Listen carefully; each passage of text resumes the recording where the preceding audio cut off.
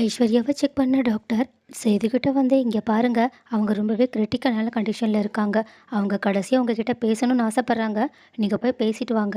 அதுக்கப்புறமா அவங்களோட கண்டிஷன் எப்படி இருக்குன்னு நாங்கள் செக் பண்ணுறோம். ஆனால் எங்களால் எதுவுமே இதில் பண்ண முடியாது. ஏதாவது மிராக்கள் நடந்தால் மட்டும்தான் அவங்க பிழைக்கிறதுக்கான வாய்ப்பே இருக்குது. என்ன டாக்டர் இப்படி சொல்கிறீங்க? சின்னம்மா, நீங்கள் கொஞ்சம் பொறுமையாக இருங்க. அந்த கடவுளை வேண்டிக்கலாம். ஐஸ்வர்யா என் குழந்தையோட உயிரை காப்பாற்றுறதுக்காக இப்படி உயிரோட போராடிக்கிட்டு இருக்கா. கண்டிப்பாக அவ பொழைச்சிருவான்னு எனக்கு நம்பிக்கை இருக்கு. நான் இப்பவே ஐஸ்வர்யா கிட்ட போய் பேசிட்டு வரேன்னு அவங்க உள்ள போறாங்க. ஆனா ஈஸ்வரிக்கும், ஐய்யய்யோ! ஐஸ்வர்யா சாக போறோன்ற பயத்துல, ஒருவேளை கடைசியா நம்ம செஞ்ச தப்ப சொல்லிடலான்னு சேதுகிட்ட மட்டும் ஏற்கனவே தமிழ்ச்செல்வி பண்ணாத தப்ப அவ பண்ணான்னு நிரூபிக்கிறதுக்காக நம்ம என்னெல்லாம் பண்ணோன்ற விஷயத்த சொல்லிட்டான்னா அவ்வளோதான். நம்மளோட மொத்த கதையும் காலியாயிடும்னு சேதுக்கிட்ட, ஐயோ சேது, நான் ஒரே ஒரு தடவை என் அண்ணன் பிள்ளைய மட்டும் பார்த்துட்டு மட்டும் வந்துடுறேன். பேசுறது அவள் உன்கிட்டயே கூட பேசட்டும். ஒரே ஒரு தடவை நான் பார்த்துட்டு வந்துடுறேன்னு சொல்லிட்டு அவங்க உள்ளே போயிட்டு, ஐஸ்வர்யா நீ எப்படி இருக்க? அப்புறம் சேத்துக்கிட்ட வேற பேசுறதுக்காக கூப்பிட்டுருக்க. ஒருவேளை அவங்கிட்ட உண்மையை சொல்லலான்னு முடிவு பண்ணிட்டியா? ஐஸ்வர்யாவும் ஆமான்ற மாதிரி கண்ணசைக்க, ஆனால் ஈஸ்வரியும், தயவு செஞ்சு ஐஸ்வர்யா, நீ செத்ததுக்கு அப்புறமா நாங்கள் நிம்மதியாக இருக்கக்கூடாதுன்னா நீ இந்த உண்மையை தாராளமாக சேதுக்கிட்ட சொல்லலாம். ஆனால் தயவு செஞ்சு நாங்கள் நல்லா இருக்கணும்னு நீ ஆசைப்பட்டனா இந்த உண்மையை மட்டும் சொல்லாத. ஏன்னா நாங்கள் இதை எல்லாத்தையுமே பண்ணதுக்கான காரணமே நீ தான். ஏன்னா நீ சேது கூட சேர்ந்து வாழணுன்றதுக்காக தான் நாங்கள் இவ்வளோ பெரிய ரிஸ்கையே எடுத்தோம். உடனே ஐஸ்வர்யா கண்ணிலேருந்து தண்ணி விட்டுக்கிட்டு சிரிச்சுக்கிட்டே, இங்கே பாருங்க ஆண்டி, நீங்கள் சித்திக்கிட்ட பேசிகிட்டு இருந்ததை எல்லாத்தையுமே நான் கேட்டேன்.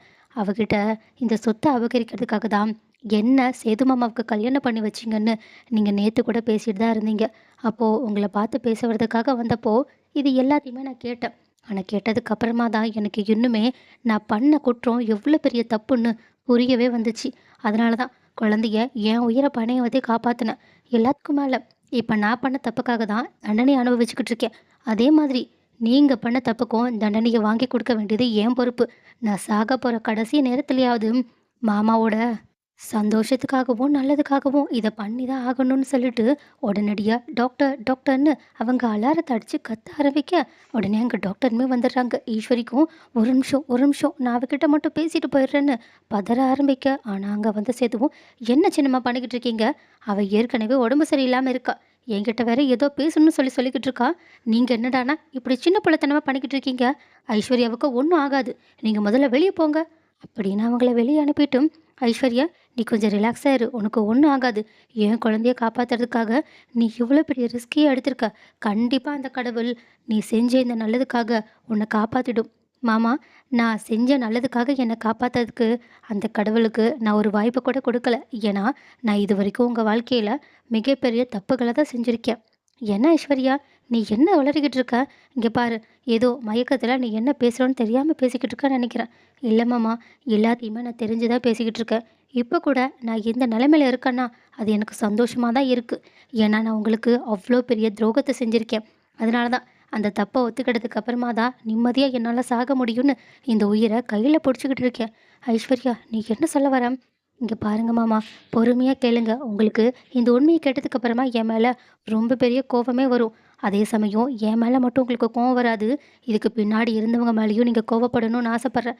ஏன்னா தப்பே பண்ணாமல் தண்டனை அனுபவிச்சுக்கிட்டு இருக்க தமிழ்ச்செல்விக்கு கடைசியாக ஒரே ஒரு நல்லதை நான் பண்ணணும்னு ஆசைப்பட்றேன். என்ன, தமிழ்ச்செல்வி தப்பு பண்ணலன்னு உனக்கும் தெரியுமா? அது எப்படி உனக்கு தெரியும்? எப்படி மாமா எனக்கு தெரியாமல் இருக்கும்? ஏன்னா அந்த தப்பை பண்ணதே நான் தானே. என்ன ஐஸ்வர்யா சொல்லிட்டு இருக்க? நீ என்ன பண்ண? நான் தான் தமிழ்ச்செல்வியோட ஃபோனில் எடுத்து அவங்களோட அப்பாவுக்கு தமிழ்ச்செல்வியோட குரல்லையே பேசி அவங்களோட ஃப்ரெண்டுக்கும் அவங்களோட லவருக்கும் கல்யாணம் பண்ணி வைக்கணும்னு சொல்லிட்டு சொன்னேன். அதே சமயம் இந்த பிரச்சனை ஆரம்பிக்கிறதுக்கு முழு காரணமாகவும் நான் தான் இருந்திருக்கேன். ஆனால் இதை நான் வேணும்னே பண்ணலை. எனக்கு பின்னாடி இதை பண்ண சொல்லி ஒருத்தங்க வற்புறுத்தினாங்க. வற்புறுத்த கூட செய்யலை. நான் ஒரு குழப்பத்தில் இருந்தேன். உங்களை கல்யாணம் பண்ணிக்கணுன்ற ஒரு பேராசையில் இருந்ததுனால எனக்கு இடையூறாக இருக்கிற அந்த தமிழ்ச்செல்வியை உங்ககிட்ட இருந்து பிரிக்கணும்னு நினச்சிக்கிட்டு இருந்தேன். அப்போது என் எண்ணத்துக்கு தீனி போடுற மாதிரி அவங்களும் இந்த மாதிரி என்கிட்ட வந்து அப்ரோச் பண்ணாங்க. நானும் உங்கள் கூட வாழணுன்ற ஆசையில் அவங்க சொன்னது எல்லாத்தையுமே கேட்டேன். ஐஸ்வர்யா, உன்னை இப்படி செய்ய சொல்லி யார் சொன்னது? பார்த்தீங்களா மாமா, நான் இந்த உண்மையை சொன்ன உடனேயே என் மேலே எவ்வளோ கோவப்படுறீங்க. இங்கே பார் ஐஸ்வர்யா, தயவு செஞ்சு உண்மையை சொல்லு. அப்படி இல்லைனா இது எல்லாமே ஒரு விளையாட்டாக இருந்தால் அதை இப்போயே நிறுத்திடு. இல்லை மாமா, சாக போகிற நேரத்தில் நான் இதுக்காக விளையாட போகிறேன். இதுக்கு பின்னாடி என்னோட ஆன்ட்டி, அதான் உங்கள் சின்னம்மா ஈஸ்வரியும் அவங்களோட பொண்ணும் சிதுவும் தான் இருக்காங்க. என்ன ஐஸ்வர்யா, சின்னம்மாவா? சின்னம்மா இப்படி பண்ண வாய்ப்பே கிடையாதே! அவங்க தான் எனக்காக நல்லத பார்த்து பார்த்து செய்வாங்களே! இது எல்லாமே நீங்க நெனச்சுக்கிட்டு இருக்கிறது மாமா. அவங்க தான் உங்களுக்கு கெட்டதா பார்த்து பார்த்து செய்றாங்க. அவங்க இந்த குடும்பத்த பழிவாங்கணுன்றதுக்காக தான் என்ன உங்களுக்கு கல்யாணம் பண்ணி வச்சிருக்காங்க. ஆனா அந்த விஷயமே எனக்கு நேத்து தான் தெரிஞ்சுச்சு. என்ன சொல்லிக்கிட்டு இருக்க? ஆமா மாமா. நான் சொல்றதெல்லாம் உண்மதான். அவங்களுக்கு இந்த சொத்த ஆளணுன்ற ஆசை. அவங்க அண்ணன் பொண்ண உங்களுக்கு கல்யாணம் பண்ணி வச்சா, கொஞ்சம் கொஞ்சமா அந்த சொத்த என் பேருக்கு மாத்தி, அதுக்கப்புறமா என் மூலியமா அவங்க பேருக்கு மாத்திக்கலான்னு அவங்க மிகப்பெரிய திட்டத்தையே போட்டிருக்காங்க. ஆனா இது தெரியாம முட்டாள்தனமா என்னோட ஆன்டி என்னோட காதல என் கூட சேர்த்து வைக்கிறதுக்காக உங்கள எப்படியோ ஏமாத்தி என் கூட கல்யாணம் பண்ணி வச்சிருக்காங்கன்னு நான் நம்பிக்கிட்டு இருந்தேன். அதனால தான் இவ்வளோ நாளா அவங்க என்ன சொன்னாலும் அது எல்லாத்தையுமே கேட்டுட்டு இருந்தேன். ஏன் கல்யாணம் முடிஞ்சதுக்கப்புறமா அந்த குழந்தைய உங்க கூட சேர விடக்கூடாதுன்றதுக்காக என்கிட்ட எவ்வளவோ சொல்லி பார்த்தாங்க. ஆனா எனக்கு குழந்தைங்கள இப்படி பழிவாங்குறது சுத்தமா பிடிக்கல. ஏன்னா எனக்கு குழந்தைங்களையும் ரொம்ப பிடிக்கும். அதனால தான் நான் இவ்வளோ நாளா அவங்களோட பேச்ச கேட்டுட்டு இருந்தேன். ஆனா குழந்தைங்க வந்ததுக்கப்புறமா நான் முழுசா மாறிட்டேன். இத பார்த்துட்டு அவங்களால ஏத்துக்க முடியல. உங்களுக்கு இன்னொரு மிகப்பெரிய உண்மைய சொல்லணும். என்ன இதுக்கு மேல மிகப்பெரிய உண்மை என்னவா இருக்க போது? இருக்கு. ஏன்னா, என்னோட இந்த நிலைமைக்கு காரணமே உங்க சின்னம்மா தான். என்ன சொல்லிக்கிட்டு இருக்க? உன்ன தேள் தானே கடிச்சுச்சு? அதுவும் என் குழந்தைய காப்பாத்த போகும்போது தானே கடிச்சுச்சு? ஆமா. குழந்தைய காப்பாத்த போகும்போது தான் எனக்கு இந்த நிலைமை ஆச்சு. ஆனா ஒண்ணு யோசிச்சு பார்த்தீங்களா? குழந்தை பக்கத்துல அவ்ளோ பெரிய விஷம் நிறைஞ்ச தேள் எப்படி வந்துச்சுன்னு? இல்ல அது பக்கத்துல இருக்க காட்டுல ஏதாவது செடியிலேருந்து வந்திருக்கும். இல்ல மாமா. அது காட்டுல மட்டுமே வாழ்ற தேள். அது கண்டிப்பா வீட்டுக்கு வர வாய்ப்பே கிடையாது. அப்போதைக்கு எனக்கு அத பத்தி புரியல. ஆனா அத பத்தி நான் ஏற்கனவே படிச்சிருக்கேன். அதனால தான் அதோட விஷத்த பார்த்து பயந்துகிட்டு தான் உங்களோட கையில குழந்தை இருந்தாலும், குழந்தை கீழயே விழுந்தாலும் ஒண்ணும் ஆகாதுன்னு எனக்கு தோணுச்சு. ஏன்னா அந்த தேள் கடிச்சுச்சுன்னா, பச்சை குழந்தை கண்டிப்பா ரொம்ப பெரிய ஆபத்துக்கு உள்ளாகும். ஏன்னா பெரியவளா இருக்கிற நானே இன்னும் கொஞ்ச நேரத்தில சாக போறேன்னா, குழந்தையோட நிலைமைய பத்தி நீங்க யோசிச்சு பார்த்தீங்களா? "இங்க பாரு ஐஸ்வர்யா, நீ சாக போறேன்னு மட்டும் சொல்லாத." அப்படின்னு அரை மனசா கண் கலங்கி சொல்ல, "இல்ல மாமா, நான் சாகறது தான் எனக்கு கிடைக்கிற சரியான தண்டனையா இருக்கும். ஆனா, நான் சாகறதுக்கு முன்னாடி உங்ககிட்ட உங்களோட குடும்பத்த நாசம் பண்ணணுன்றவங்களோட டீட்டெயில்ஸ சொல்லணும்னு ஆசைப்பட்டேன். அதனால தான் இது எல்லாத்தையுமே உங்ககிட்ட சொல்லிட்டு, நான் இப்ப நிம்மதியா போய் சேர்ந்துருவேன் மாமா.